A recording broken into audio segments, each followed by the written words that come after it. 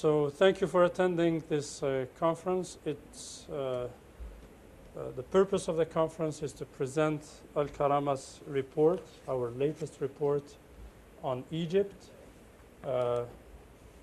Alkarama has been working on Egypt since many, many years, even from the Mubarak era. And the purpose of this report comes in line with what has been said in a recent letter before the Human Rights Council by a group of 27 countries in a statement which has been read by the representative of Iceland, requesting that a commission of inquiry be set up to investigate in the large-scale killings of civilians which have occurred recently in Egypt. Alkarama has been present in the field with its researchers and gathering information about those killings and submitting on a continuous basis information to the UN mechanisms in particular, and also to other bodies. And we are happy that we reached the same conclusion as the same 27 countries. And this report is here to show the basis upon which we ask that the Human Rights Council sets up a commission of inquiry.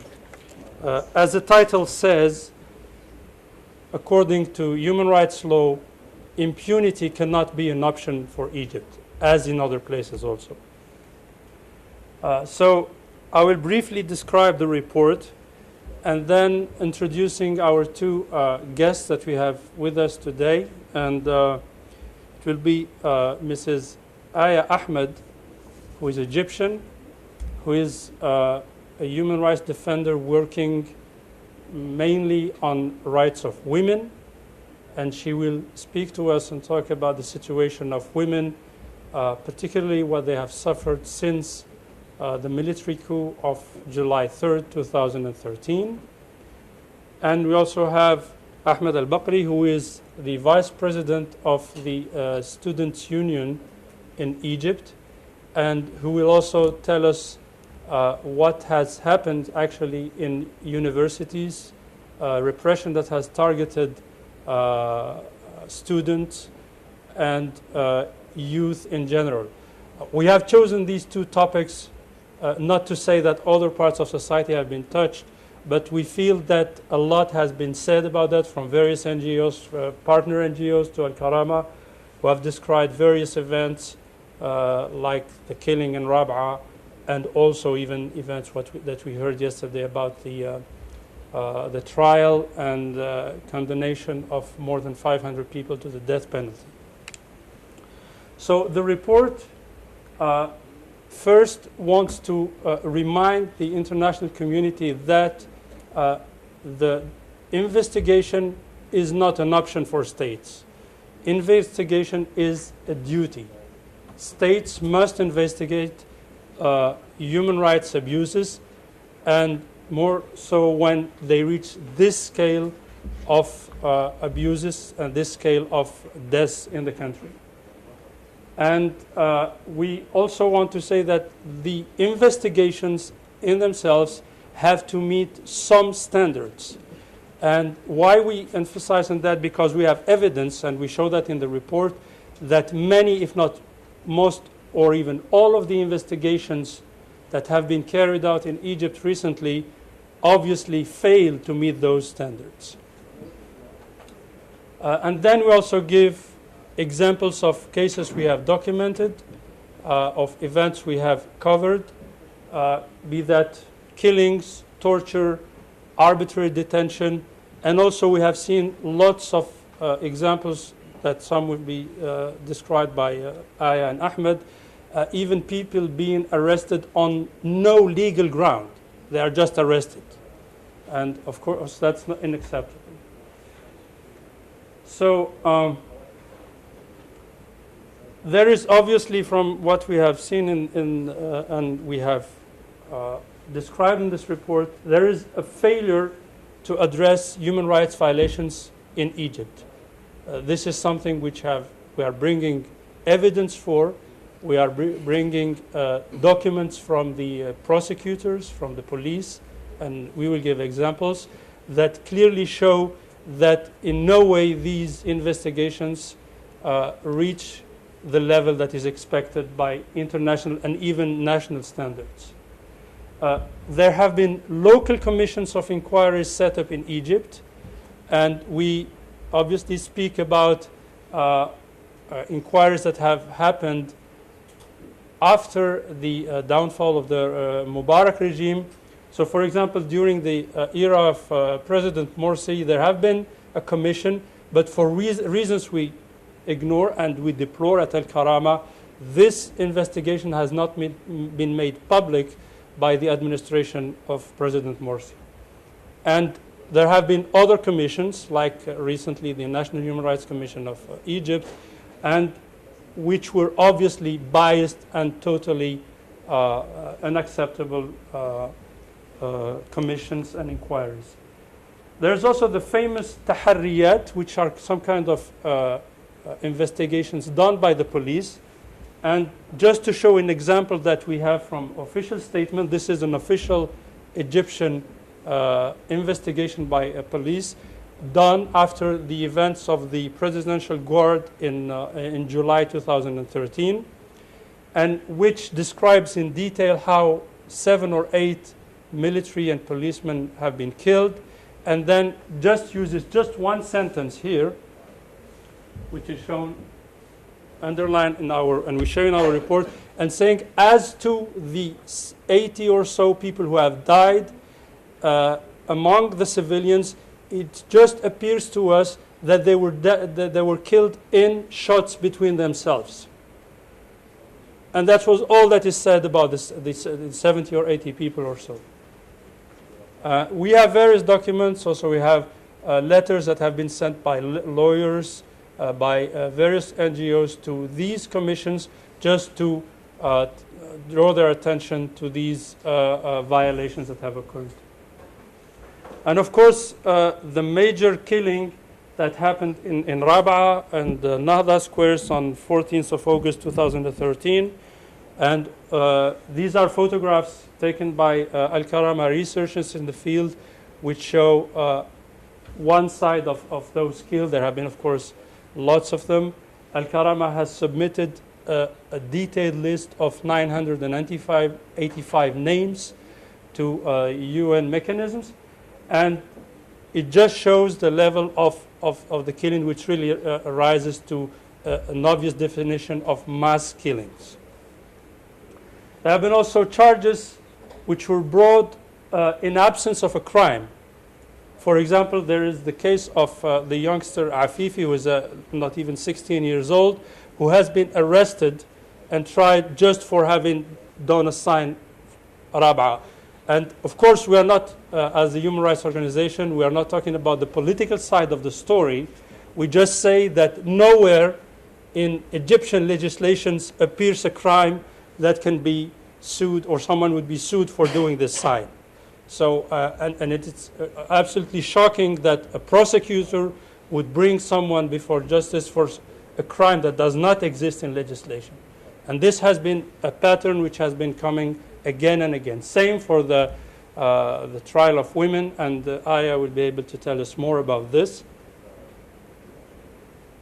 So the report, of course, I'm not going to go into what's in it, and we'll let you go over it on your own, actually reaches some conclusions. First, I will start with the last point, as we said at the beginning, that Alkarama welcomes the statement by the 27 countries that has been made at the last Human Rights Council session, the 25th session, where they clearly say that impunity cannot be an option in Egypt, and the Commission of Inquiry is absolutely necessary.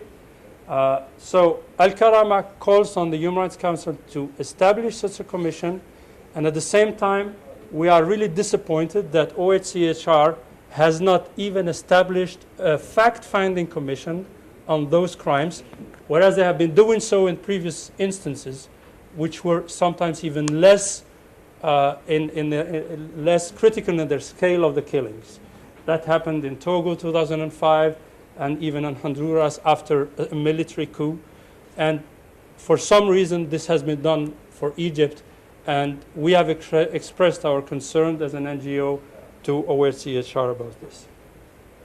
So this has been the first part for Alkarama's report, and I will give the floor to Ahmed Al-Bakri, who will tell us about what students have seen happening, about violations that happen to students. He will do a statement in Arabic. If there is a need, I will translate to English as required. تفضل أحمد. يعني بداية بسم الله الرحمن الرحيم.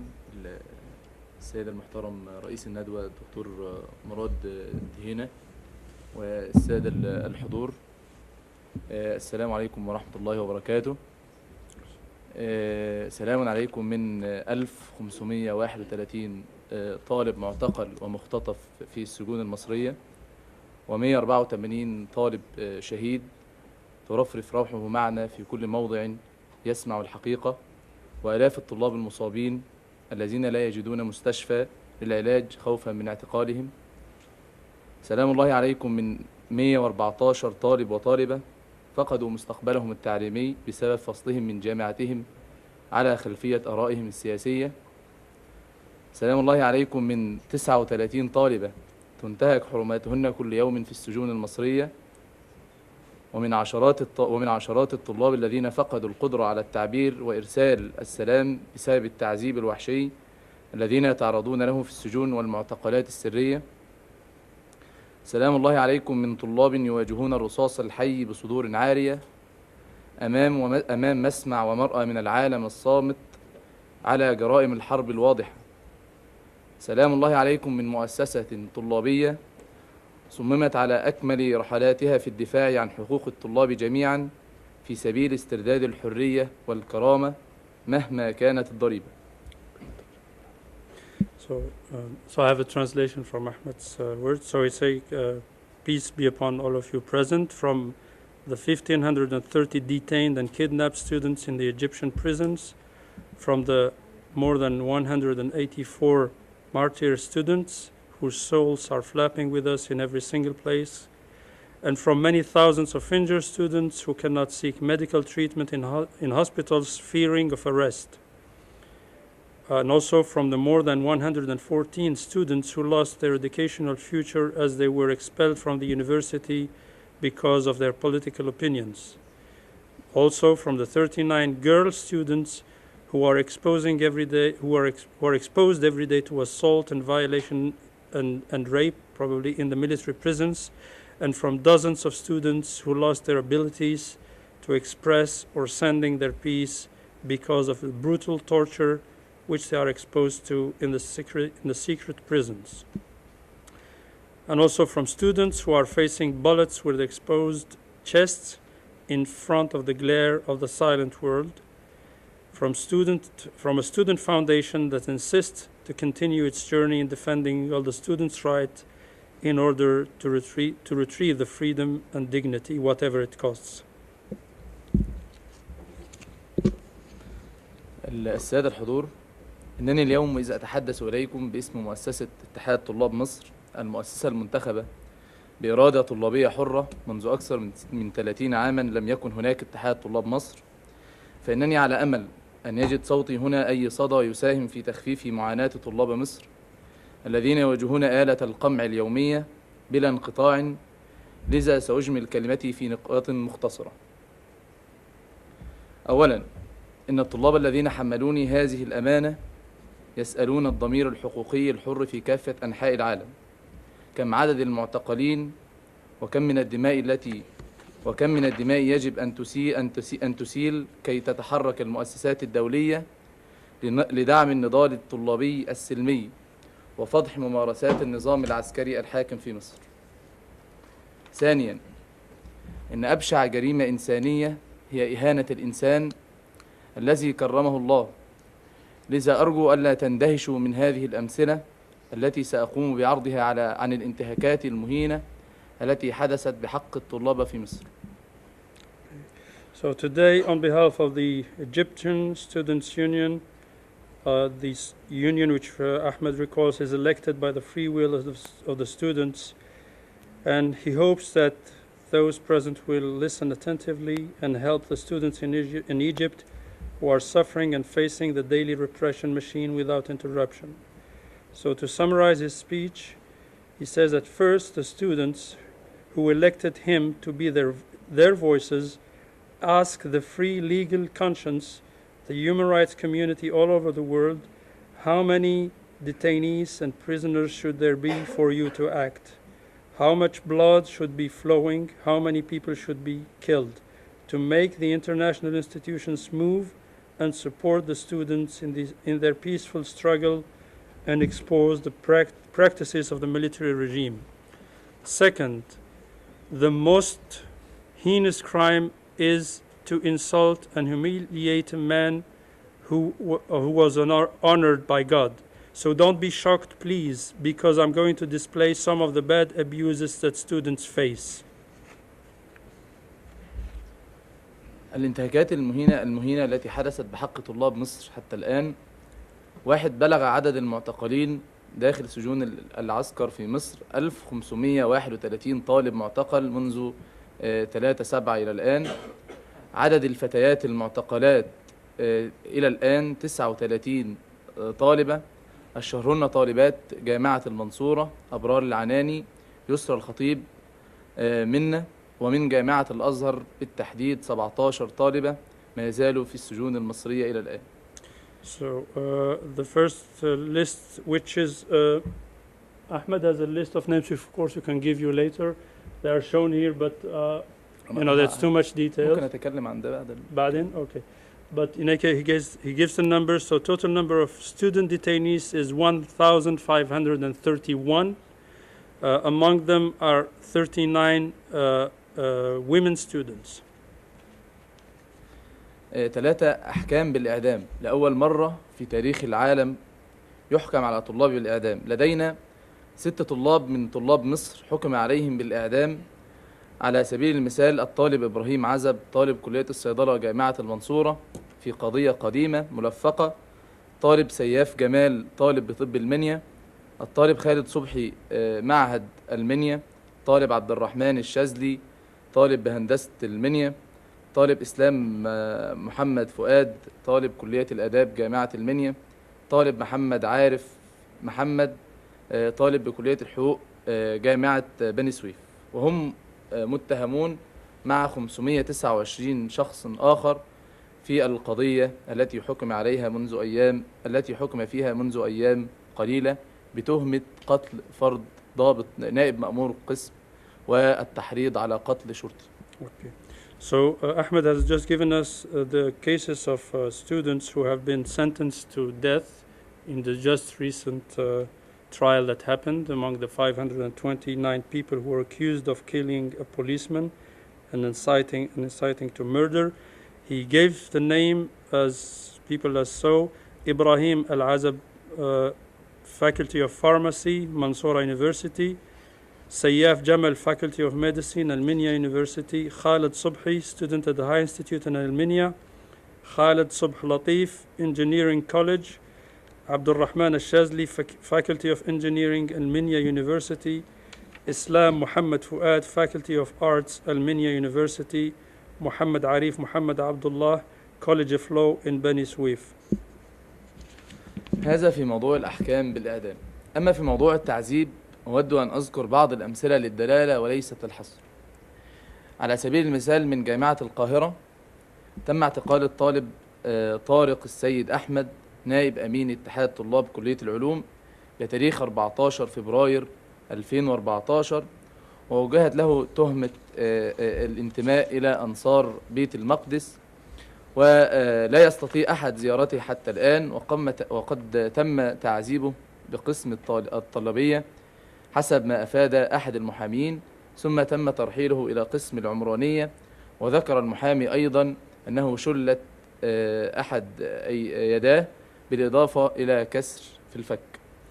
Okay. The second type of violations that Ahmed describes is torture, and he's giving some examples, like the student from Cairo University, Tariq Al-Sayyid Ahmed, who is Deputy Secretary of the Union of Students at the Faculty of Science, was arrested recently in February 14, 2014, and was charged with possession of a chips bag. شو chips يعني مأكولات ولا؟ سواء. Funny but strange. So and in it, and belonging to a group called Ansar Bayt al-Maqdis. No one has been able to visit him, and his lawyer has made a testimony that the student Tariq Al-Sayyid has been severely tortured, that he has his hands were crippled and his jaw was broken when he was in custody. كان المثال الأول من جامعة القاهرة. المثال الثاني من جامعة الأزهر. تم اعتقال الطالب كريم رشاد عبد الحميد، هو طالب بكلية الهندسة جامعة الأزهر، منذ أسبوع. تم اعتقاله مؤخرا يعني، وتم اتهامه حسب بيان وزارة الداخلية بإعداد عبوات ناسفة لتفجير أبراج الضغط العالي بالكهرباء بالمعادي. وتم تصوير المجموعة من الطلبة باعترافهم بهذه التهم الملفقة، وكان أظهر هذا الفيديو الذي بث عن طريق وزارة الداخلية بآثار تعذيب شديد على الطلاب الذين تم اعتقالهم من منزلهم. Second example was a student from Al-Azhar University, Faculty of Engineering, Karim Abdul Hamid Rashad. He was arrested and taken from his home. He was accused with others of putting improvised explosive devices to destroy pylons of electricity. In fact, he has been filmed in front of a fabricated place, and something which is obviously fake, and then exposed to torture so that he would recognize and admit to being guilty of that crime. مثال آخر أيضا على سبيل حصر هذه الانتهاكات من جامعة المنصورة. تم اختطاف الطلاب الآتي ذكرهم: محمد عرفات، مصطفى جلال، محمد فوزي، إبراهيم عزب، وهم طلاب بكلية الصيدلة جامعة المنصورة. بالإضافة إلى أحمد الوليد أيضا كلية الطب، وأيمن عسكر كلية هندسة، لمدة أسبوعين، ومنع المحامين وأهاليهم من الزيارة. فيما ظهر بعدها بعدة أيام فيديو يظهر عليهم آثار التعذيب، وقد أجبرتهم الأجهزة الأمنية على الاعتراف بارتكاب جرائم لم يقترفوها. وكانت يعني ديت إضافة من عندي. وكانت الجريمة التي أعلنتها وزارة الداخلية وحكم عليها بعدها على الطالب إبراهيم عزب بأنه بينتمي إلى مؤسسات تهدف إلى الإخلال بالأمن القومي المصري. So the last example about torture was in the case of a group of students: Muhammad Arafat, Mustafa Jalal, Muhammad Fawzi, Ibrahim Azab, from the College of Pharmacy, and they have been kidnapped for 2 weeks. That means disappeared for 2 weeks. They had not been presented before a legal investigating body, and their lawyers were not able, and parents could not visit them. And later they were shown on a video with clear signs of torture where they have been forced to confess to crimes they did not commit. أيضا على سبيل الانتهاكات التي حدثت بحق الطلاب: 5 بلغ عدد الطلاب والطالبات التي تم فصلهم فصل نهائي من الجامعات بمدد متفاوتة تصل إلى 114 طالب، منهم رؤساء اتحادات كليات وجامعات، وأبرزهم الطالب بكلية الطب سيف الإسلام فرج، نائب رئيس اتحاد طلاب جامعة المنصورة، والذي تم فصله لمدة عام كامل. There have been also the cases of students who have been dismissed from university, most notably Faculty of Medicine, like Saif Faraj, who is the Vice President of the Federation of Mansoura University, along with a total of 114 students who have been also dismissed. هذكر بعض الأرقام سريعا ثم أعود إلى التقرير الذي يعني أعددناه من مرصد طلاب الحرية. 6 بلغ عدد الشهداء من الطلاب والطالبات إلى الآن في مصر 184 طالب وطالبة استشهدوا منذ أحداث 3/7 إلى الآن. بلغ إجمالي الأحكام الصادرة على الطلاب في مصر إلى الآن أكثر من 594 سنة، ووصلت الكفالات التي دفعها طلاب مصر إلى الآن 3,860,000 جنيه. عدد القتلى في الجامعات المصرية عدد القتلى داخل حرم الجامعات المصرية 16 طالب قتلوا على أبواب كليتهم. عدد القتلى إثر التعذيب أثناء الاعتقال 5 طلاب. عدد الطلاب المضروبين عن الطعام كليا إلى الآن داخل السجون 8 طلاب. Okay, so Ahmed is giving some figures here. Some of them are appearing on this slide in the screen. Total number of martyrs among students is 184 people killed. They also did counting. We just give some numbers, like the total sentences on students were a total of 594 years, and also fines which amount to 3.86 million Egyptian pounds. There has been also a number of 16 students killed inside campuses in the universities, and 5 students died also from severe torture, and there have been also a number who have been conducting hunger strikes while being detained. 11 اقتحام الجامعات المصرية المتكرر، وهو أصبح مشهد يوميا يتكرر. تقتحم الداخلية الجامعات وتطلق الرصاص والخرطوش والغاز على الطلاب داخل الكليات. 12 بالإضافة إلى الانتهاكات الموجهة عمدا للاتحادات الطلابية المنتخبة، مثل اقتحام مقراتهم بالكليات واعتقال رموزهم وفصلهم من التعليم، مثل اعتقال المتحدث الرسمي باسم اتحاد طلاب مصر وعضو المكتب التنفيذي لاتحاد طلاب مصر ورئيس اتحاد طلاب جامعة المنصورة، معتقل منذ أكثر من عدة شهور إلى الآن. There are also mentions of very frequent storming of universities, which has basically become a daily scene. Lots of abuses intentionally directed to, especially to those students who are leaders in student unions, like storming their headquarters, colleges, and the arrest of the leaders, and even dismissing most of them from education. ثالثا، إذ لم تكن لغة الأرقام مؤثرة في الوجدان العالمي، فأرجو أن تستمعوا لصرخات أهالي الطلاب المعتقلين وهم يرون ذويهم يضربون أمامهم في ساحة المحكمة بكعوب البنادق وعصيان الشغب وبيادات الجنود. والفيديو بين أيديكم. هناك فيديو سأرسله إليكم على الإيميل بيرى ويعرض كمية الانتهاكات التي تعرض لها الطلاب داخل المحكمة وهم يعرضون على النيابة. So Ahmed has also some other documentations that we can give you later on, like videos of those arrested, of the families, and relatives narrating occurrences of people arrested being beaten even inside the court. So we will give to those interested the links and the files for your reference. رابعا، إنني أستغل هذه الفرصة وهذا التجمع لرفع مطالب طلاب مصر التي نأمل مؤسساتكم المحترمة تتبناها أمام المجتمعين المحلي والدولي، وهي كالتالي: 1. الإفراج عن كل الطلاب المعتقلين والطالبات وإسقاط الأحكام الجائرة. 2. إلغاء قرارات الفصل التعسفي بحق الطلاب وعودتهم إلى دراستهم فورا. 3. إرسال لجان تقصي حقائق في حالات التعذيب والاختفاء القسري. 4. صرف تعويضات عادلة لضحايا التعذيب.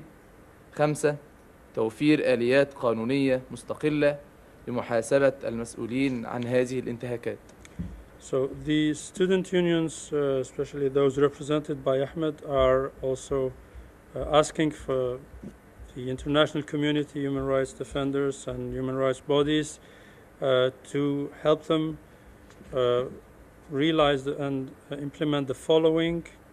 One, making sure that all students who are prisoners and who are facing unfair judgments and trials be released immediately, that their dismissal from universities be also cancelled and they be allowed to return to school, that they be setting up of a fact-finding committees in the numerous cases of torture and enforced disappearances, that the victims, be they for torture or other violations, be paid fair compensations for what they have seen done against them, and that there would be legal mechanisms established to punish those who are responsible for the abuses committed.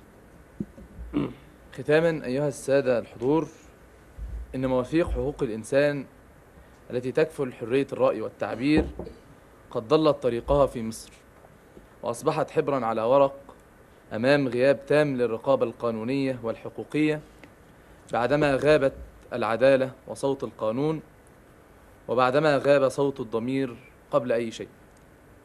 أشكر لكم إتاحة هذه النافذة لكي يصل صوتنا عبر العالم إلى كل حر ما زال يؤمن أن الإنسان مكرم في كل الأديان والمواثيق، وإن حجب الصوت لا يمنع الفكر، فالأفكار دائما عصية على الاعتقال والمصادرة. كما أشكر منظمة الكرامة على الدعوة الكريمة. هذه كلمة اتحاد طلاب مصر. So Ahmed is closing his statement by saying that the human rights conventions that guarantee freedom of opinion and expression have lost their way in Egypt and have become useless because of a complete absence of legal control and human rights, missing the voice of justice and law and missing the voice of conscience before anything. He thanks you for attending, and he thanks Alkarama for providing this chance to reach their voice across the world to all free people. And they believe that the human rights, that the human is honored in all religions and conventions. And he also ends with a statement saying that ideas are always immune to detention and confiscation. So شكرا جزيلا نحن. الكلمة اللي أنا قلتها دي كانت بعض أو إجازة سريعة، لكن احنا لدينا توثيق كامل بكل ما قلته من أرقام موثقة يعني في بداية اللي احنا أصدرنا بعد الانقلاب مباشرة أسسنا مؤسسة حقوقية مرصد طلاب الحرية. استطعنا الوصول إلى الآن يعني في ظل التضييقات اللي احنا بنعانيها في مصر، واستطعنا الوصول مع أهالي المعتقلين وأهالي الشهداء في توثيق كامل لكل جرائم التي ارتكبتها السلطة الانقلابية في مصر في حق طلاب مصر. أول حاجة عندنا الأرقام اللي أنا قلت 526 طالب التي حكم عليهم بالأحكام، لدينا أسمائهم بالكامل، وهذه الأسماء الاسم ومكان الاسم والجامعة وتاريخ الاعتقال ورقم المحضر ورقم المحضر والقضية والحكم عليه كان إمتى. So Ahmed has also a copy of a report that has been done by the group of students which have set up a special committee called Marsad, and they have doing field work research to document all the cases. For example, these are tables of people who have been arrested, the places of their arrest, various information, even like official documents from the prosecution, the case number, etc. So they have lots of information about those who have suffered violations. ممكن نقلب بعدين؟ احنا لدينا وثقنا عدد لا نكمل زيد؟ لا نكمل كمان. دي كل الطلاب المحكوم عليهم. نقف نرجع؟ لا نرجع تاني. نرجع؟ كمان بس. انا اتكلمت عن الطلاب الذين قتلوا داخل السجون المصرية. لدينا اسماء الطلاب الذين قتلوا، الاسم والجامعة وتاريخ الاعتقال والمكان الذي قتل فيه. So this is also a list of the students with the names and all the details who have been killed in universities, in campuses, with details about when that occurred and the name of the victims. نيلم. احنا اتكلمنا عن 118 شهيد، واتكلمنا عن 16 طالب قتلوا برصاص الامن داخل كلياتهم وداخل الجامعات المصريه. احنا لدينا توثيق ب 16 حاله بالاسم والجامعه وتاريخ الوفاه ومكان الوفاه، قتل فين، امام في انه جامعه بالظبط وفي انه مكان، وسبب الوفاه طلقه بالظهر او البطن او الصدر، ومرفق في هذا تقرير الطب الشرعي اللي هو بيثبت انه قتل في ذلك المكان. And this is the list of the 16 students who have been killed inside campuses up to the 1 month ago. The counting has been done until 23rd of February of this year, and there are also details about what happened, and also Ahmed says that for each of those killed they have statements from a medical statement explaining the reason of the death, which is clearly because of ammunition and a fire shot by soldiers. ممكن نقلب. دي الإحصائية اللي أنا اتكلمت عليها، دي إجمالي الإحصائية اللي احنا وديت الإحصائية ديت الأرقام دي كلها معانا الوثائق بتاعتها برضو بتاريخ محضر الوفاة ومكان اعتقاله وشهادات موثقة. إن شاء الله في آخر المؤتمر نرسلها لحضراتكم على الإيميل كله إن شاء الله. So this is a summary of the statistics they have done for those killed, arrested, total number of years of sentencing of those arrested, etc. And Ahmed has also this the full report available to those interested after the conference. نيلم. الإحصائية ديت فيها عدد المعتقلين في كل الكليات على مستوى الجمهورية. على سبيل المثال لدينا كلية القمة في مصر اللي هي كلية الطب البشري على مستوى الجمهورية لدينا 88 طالب. كلية الهندسة إحصائية كاملة بكل الكليات وعدد الطلبة المعتقلين من كل كلية على مستوى الجمهورية. The table here shown is putting a detailed breakdown of the students arrested according to the faculties they belong to, medicine, business school, engineering school, whatever. So all of them are being put in this table for reference. آخر حاجة دي آخر إحصائية كل جامعة عدد القتلى، مثلا كل جامعة عدد القتلى فيها وعدد المعتقلين. على سبيل المثال الأزهر مثلا في 545 طالب معتقل في 70 شهيد. القاهرة جامعة القاهرة فيها كم عدد معتقل وكم شهيد. And this last table shows the breakdown also of those arrested or killed per university. As an example, Al-Azhar has 545 persons who are being detained and 70 students have been killed there. And same for the rest of the universities, the members are there. كل هذه الأرقام موثقة معنا بأسمائهم وأماكنهم، وإن شاء الله نرسلها لحضراتكم عبر الإيميل. وأشكركم والسلام عليكم ورحمة الله وبركاته. شكرا أحمد. So our next speaker will be Aya, who will tell us about the specific cases of women in Egypt. Aya will speak in English. Yes. So. And I'll be brief. I won't take that long. First of all, greetings to all of you who are attending today, and thanks, of course, for the organizers of this session. I hope this session will make difference to girls who are suffering after the military coup. I hope that it will draw attention of people who are interested in defending human rights all over the world.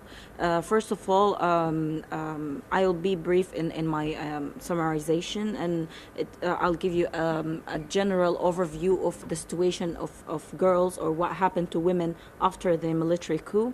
We will talk about it in 3 stages: what happened before the dispersal of Rab'a al-Nahda, the era or the period of the dispersal of Rab'a al-Nahda and what happened in it, and after the dispersal of Rab'a al-Nahda. There will be some examples. They are just examples. If we have to talk about, if we want to have a clear list of what of the violations and what's happening after the coup, we will take ages to document it and to give a clear view about it. What we know of what's happening to everybody and all the violations after the military coup is nothing. What we know is a lot less than what's happening actually on the ground. I just want to emphasize that all the information that I'll be viewing is of a trusted source. Most of them, or almost all of them, are either from the girls, the testimonies of the women who are being detained and released, or testimonies that they hand to their parents or their families when visiting them, or their parents, the information that's provided by the parents or the families, or the lawyers. So all the information that I'll be viewing is of trusted source. Okay, first of all, we'll have some just statics and numbers to sum up the situation. Okay, since the coup till now, we have 50 plus women killed. Most of them were in the dispersal of Rab'a al-Nahda. We have, but then the killing of women and targeting women started on the 8th of July by killing 4 women in Al-Mansura. It was a rally, a demonstration, and they were killed. And then after that came the Republican Guard massacre that happened. It took place on the 19th of July. There were 8 women killed. And then in the dispersal of Rab'a al-Nahda, 27 women were killed only in one day, the 14th of August. And then after that, killing continued, but on occasions, separate occasions. We can sum it up for about 48 number until now, but it's increasing. We still have names of women killed coming for it. We're talking about 1,500 arrests. Most of them were on the day of the dispersal of Rab'a al-Nahda, but they were released. We're speaking arrests as in some of them were detained, are still detained until now, and most of them were released either on the same day or the following days. We're speaking about right now, as we speak, there is 100 girls, 100 women detained in the prisons. We are talking about sentenced women who were sentenced. There are 53 in total, 11 cases. We have sentence of 11 years, 5 years, and 2 years, 3 years, and 1 year for different cases. We have 8 girls missing since the coup. Minors or girls who are underage, under 18 years old, who were arrested and detained are 37 in total. Okay, the number that Ahmed just referred to as students, 39 students arrested. These are only the university students. We have school girls being arrested.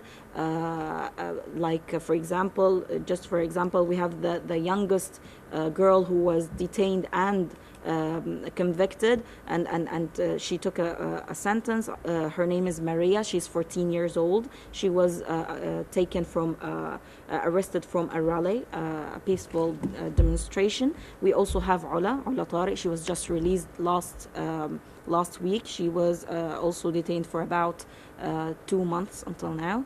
She's also 15 years old. So let's start talking about the phases. The first phase was before the dispersal of Rab'a al-Nahda. First encounter, as we said, was on the 8th of July by 4 women killed, and of course several injuries. It happened by targeting the rally for women's. It was an only women rally, and it was targeted by thugs. That's the first phase of the violation. The second is during the dispersal of Rab'a al-Nahda. This is the peak, or where the curve reached its peak. We're talking, as we said, about 27 women killed by direct sniping. Numerous injuries. We don't even have an exact count for it. Hundreds of arrests, but they were released on the following day.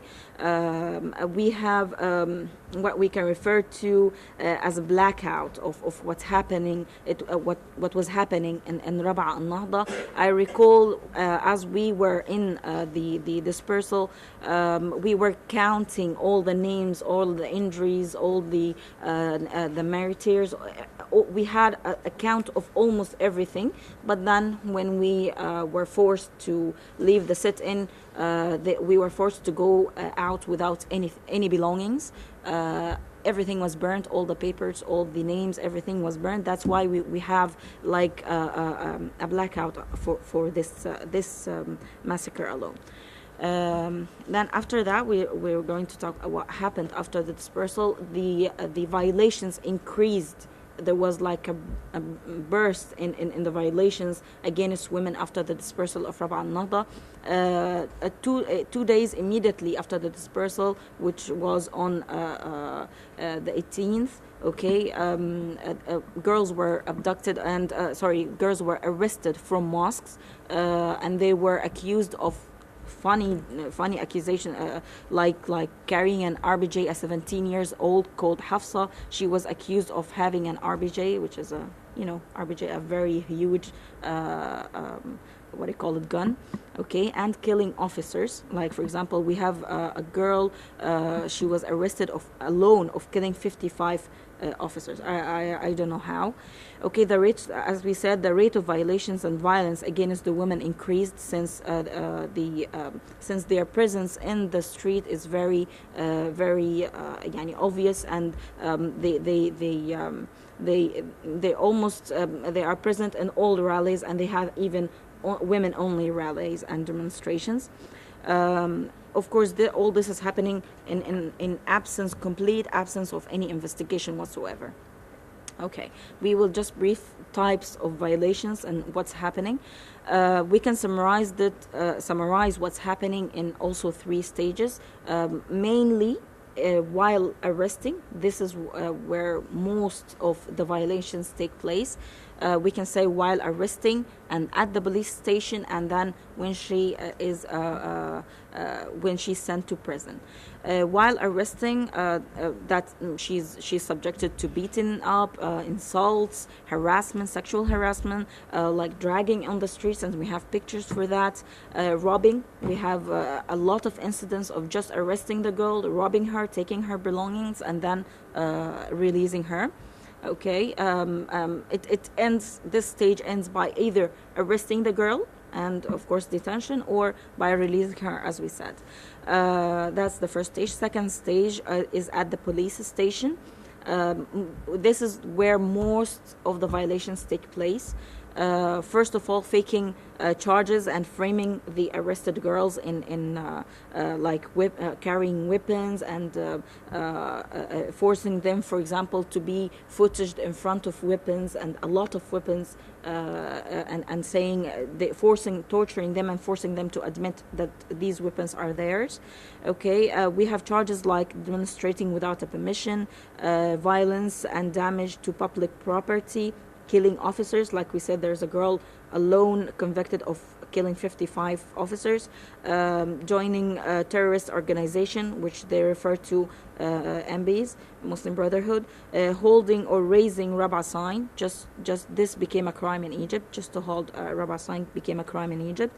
Humiliating police or army or judgery, and all these, they don't have any evidence whatsoever about it. So these are some of the violations. Also, we have preventing the arrested women from informing their family or their lawyers that they have been abducted or arrested. They remain sometimes for days until we know where they are, or the family can contact them, or lawyers can contact them. Girls are taken randomly from the streets. Sometimes just because of what they wear. Just wearing a veil right now in Egypt in itself is like a reason to be suspecting this girl, and then she can be randomly arrested or abducted. And we have this case of rape of a girl. She was not taken from any demonstration or rallies. She was just walking in the streets, and then she was abducted by police, raped, and then released the second day. Okay, they are subjected to continuous renewals. First of all, when they arrest her, they give her 4 days of investigation, and then 15 days continuous until nobody knows, like what's happening with 3 of the girls in Mansoura. They are until now, they have been renewed 15, 40 days, just continuous, without any trial, without anything. We have a very humiliating body search by men, conducted by men. It's more to a sexual harassment than to it a body search. This takes place also in the, as we said, the police station.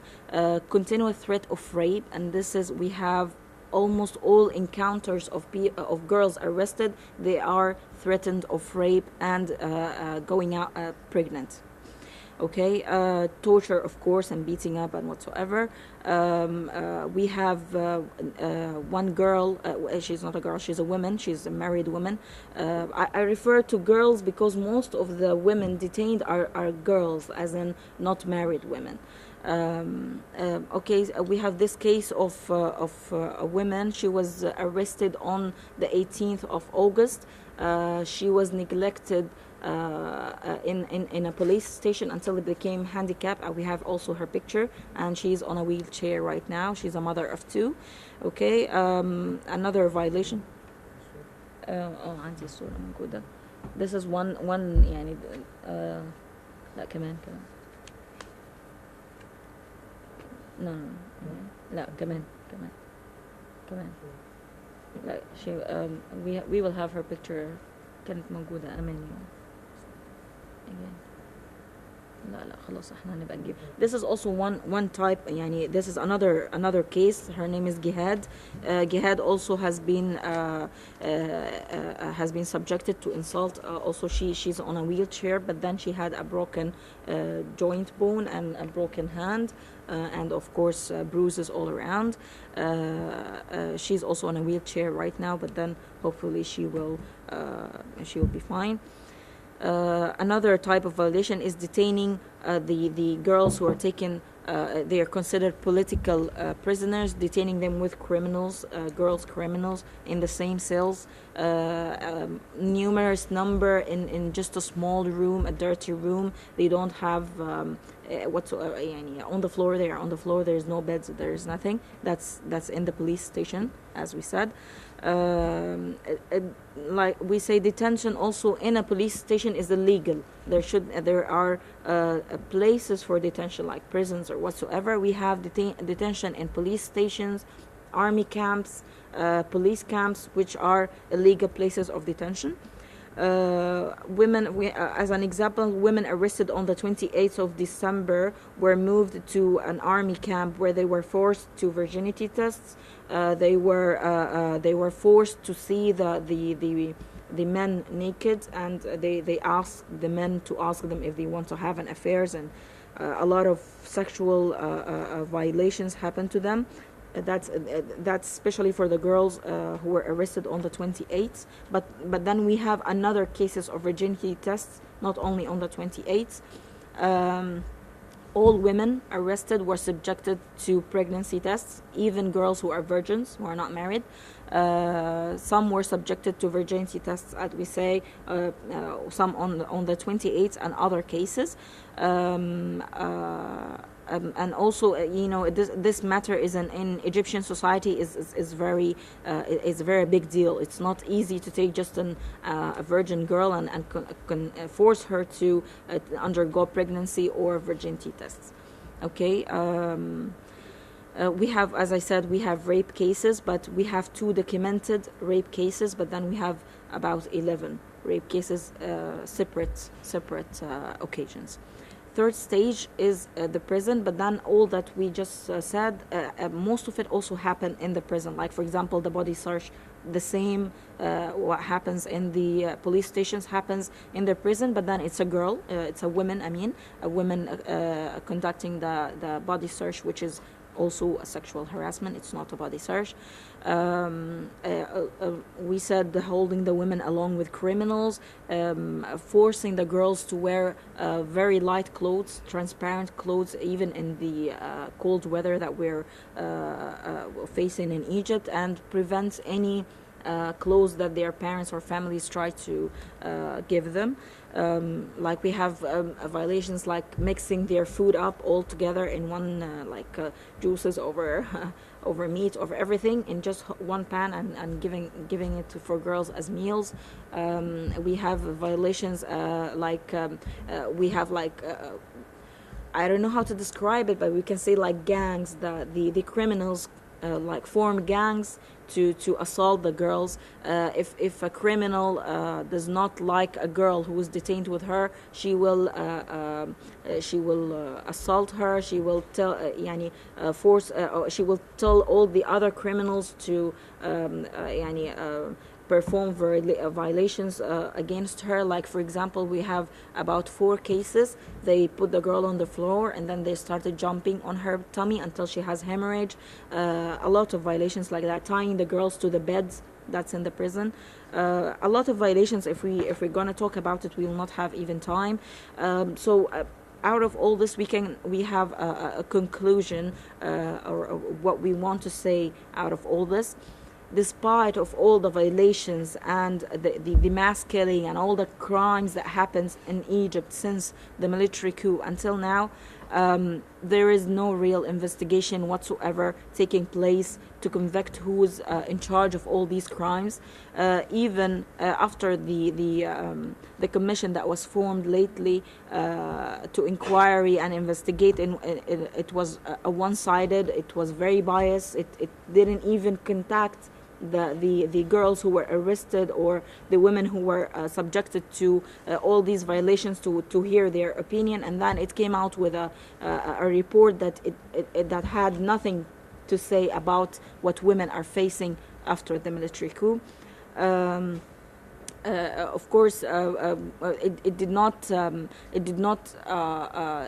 mention anything regarding the trials and courts that are very are causing the trials that the girls are being conducted in, and taking sentenced like 11 years, like the girls in Alex, where they were taken from a peaceful demonstration, a peaceful rally, and they were conducted of 11 years.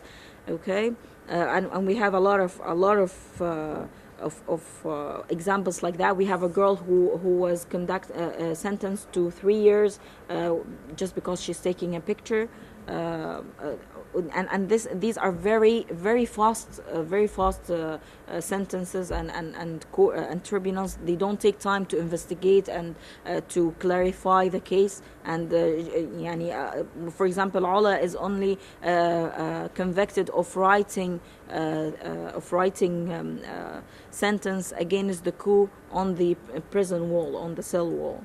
Okay, all crimes committed in Egypt since the coup should not have any status of limitation, and there should be accountability. Accountability must be ensured to convict who is ever responsible for all these crimes and violations against human rights.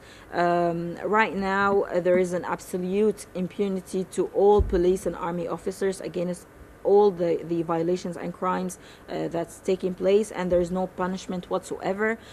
Finally, we just want to emphasize on that the cause that we are defending right now in Egypt, and the protesters who are you can see them every day on the streets, just calling and demanding for their rights and human rights and democracy and freedom. It's a fair cause. There is no reason whatsoever that all the people demonstrating, the peaceful demonstrators who try to